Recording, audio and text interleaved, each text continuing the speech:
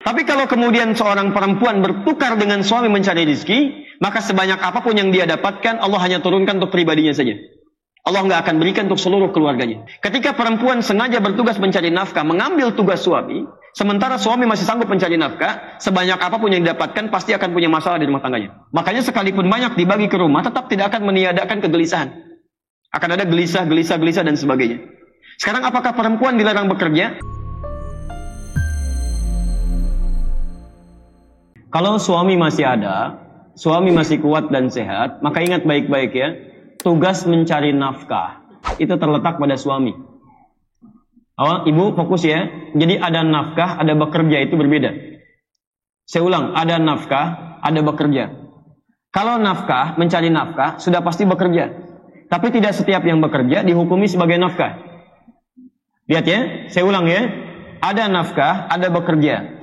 Setiap yang mencari nafkah, itu pasti bekerja. Tapi tidak setiap yang bekerja, itu mencari nafkah. Saya teruskan supaya paham. Mencari nafkah oleh Allah hanya dikhususkan pada laki-laki, suami. Ar-rijalu qawwamuna 'alan nisa bima faddalallahu ba'dahum 'ala ba'din wa bima anfaqu min amwalihim.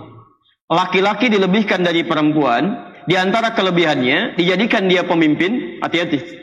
Di ibu jangan tertukar, yang pemimpin itu di rumah tangga laki-laki, bukan perempuan. Jangan ditukar. Begitu ditukar tugasnya, pasti ada masalah di rumah tangga. Maaf Pak ya, tidak ada suami takut istri, tidak ada. Yang ada kerjasama di rumah tangga. Saya pernah dengar kisah, ada di satu tempat itu para suaminya takut istrinya. Dikumpulkan oleh para RT-nya. RT mengatakan, yang takut istri ke sebelah kanan saya, semua ke kanan. Tiba-tiba ada satu orang yang ke kiri. Masya Allah. Ketika ditanya, Bapak tidak takut istri? Tidak Pak, tapi istri saya nyuruh saya ke kiri katanya. Istri saya nyuruh saya ke kiri. Jadi rupanya disuruh juga oleh istrinya. Ya? Nah, lihat sini, itu satu. Yang kedua, perhatikan, wabima anfaqu min amwalihim, karena laki-laki diberikan kemampuan untuk mencari nafkah. Infak singkatannya adalah nafkah. Jadi kalau tugas mencari nafkah, itu tugas si suami, bukan istri. Awas jangan ditukar Bu ya. Apa bedanya kemudian dengan pekerjaan biasa? Nafkah itu, ketika suami mencari nafkah, maka rizki yang Allah berikan, rizkinya akan diturunkan satu keluarganya. Bahasa singkatnya begitu. Misal, ada suami A, istri B. Menikah misalnya, punya anak 3. Kemudian suami mencari nafkah, berangkat dia. Ingat, dia tinggal berangkat aja. Kalau dia mau mencari, rizki Allah turunkan. Begitu dia berangkat, mencari nafkah, didapatkan rizkinya, maka rizki yang Allah berikan, sekalipun terlihat sedikit, akan cukup untuk semua orang yang ada di sini. Satu keluarga. Allah turunkan rizki untuk istrinya plus 3 anaknya. 5 orang dapat. Awas ibu jangan tukar. Tapi kalau kemudian seorang perempuan bertukar dengan suami mencari rizki, maka sebanyak apapun yang dia dapatkan, Allah hanya turunkan untuk pribadinya saja. Allah nggak akan berikan untuk seluruh keluarganya. Makanya ketika seseorang perempuan bertugas mencari nafkah bukan bekerja ya, agak berbeda di sini. Awas, nanti saya teruskan di akhir. Ketika perempuan sengaja bertugas mencari nafkah, mengambil tugas suami, sementara suami masih sanggup mencari nafkah, sebanyak apapun yang didapatkan pasti akan punya masalah di rumah tangganya. Pasti akan ada masalah. Karena rizki yang Allah berikan pertama, itu hanya untuk dirinya, bukan untuk keluarganya. Dan ingat betul kata saya di awal, rizki itu bukan hanya uang, tapi ada ketenangan, ada kenyamanan, ada ketentraman di rumah tangga. Ada yang terkait dengan kesehatan, ada kebahagiaan, ada kedamaian. Kadang-kadang ada tugas-tugas di rumah terkait dengan anak dan kehidupan sekitar yang tidak bisa diselesaikan oleh suami. Hanya istri yang bisa menyelesaikan. Ada tugas ibu yang tidak bisa dikerjakan oleh ayah. Hanya ibu yang bisa mengerjakan. Maka ketika seorang ibu keluar dari rumahnya untuk mencari nafkah, bukan pekerjaan biasa. Dan kemudian dalam konteks ini, dalam masalah ini, suami masih ada, masih punya kemampuan.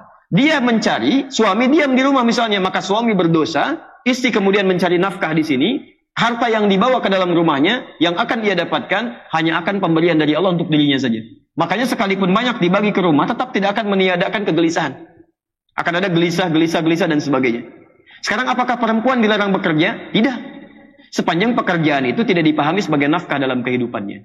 Jika memang masih ada bagian di keluarga untuk mencari nafkahnya. Misal, zaman Nabi ada perempuan bekerja Bu, pengumpul panah. Ada yang perawat. Ada yang pengajar. Bahkan Nabi meninggal, Sayyidah Aisyah mengajar Bu. Beliau mengajar. Boleh silahkan perempuan jadi guru. Ibu sekarang bekerja dan sebagainya. Ada yang lain bekerja. Ada jadi perawat. Ada yang macam-macam. Ibu dengan segala kemuliaan pekerjaannya sah, silahkan. Tapi ingat baik-baik ya. Ini pesan saya. Kalau masih ada suami pendamping di rumah, maka tetap posisikan suami untuk mencari nafkah. Itu poin yang paling utama.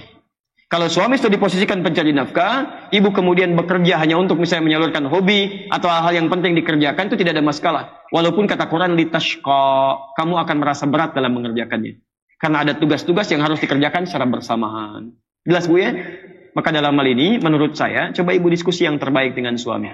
Diskusikan, diskusi dengan keluarga, cari jalan keluar, dan demi Allah saya katakan, rizki kita itu sudah diatur. Kita mencari, Allah berikan. Paham ya? Ya, lihat baik-baik, fokus ya. Ibu, kalau ibu tanya pada saya tentang hukum, hukum itu tidak bisa disampaikan untuk menyenangkan seseorang. Hukum itu harus disampaikan untuk bisa memberikan jawaban pada kebutuhan-kebutuhan kita. Jadi kalau ibu bekerja sampai ke Oman, apakah dilarang? Tidak. Silahkan. Yang dilarang itu kalau bertukar tugas. Ibu mencari nafkah, suami tidak mencari nafkah, itu yang salah. Jelas ya? Sepanjang mahramnya ada, kemudian ibu beraktivitas, dan kemudian juga suami ada yang menjaga, merawat dan sebagainya, maka sah pekerjaan ibu. Dengan catatan, ibu tetap kemudian didampingi oleh putra atau mahram yang ada. Kemudian setelah itu, ibu juga terjaga keadaannya. Dan yang paling penting adalah adanya komunikasi dan izin suami di sini. Maka tidak ada persoalan. Tapi tetap, ibu tidak diposisikan dalam pekerjaan untuk mendapatkan nafkah, hanya bagian dari pekerjaan. Ya, dari pekerjaan yang didapatkan, kemudian diberikan, termasuk ada pekerjaan anak dan sebagainya, itu tidak ada masalah. Jelas ya?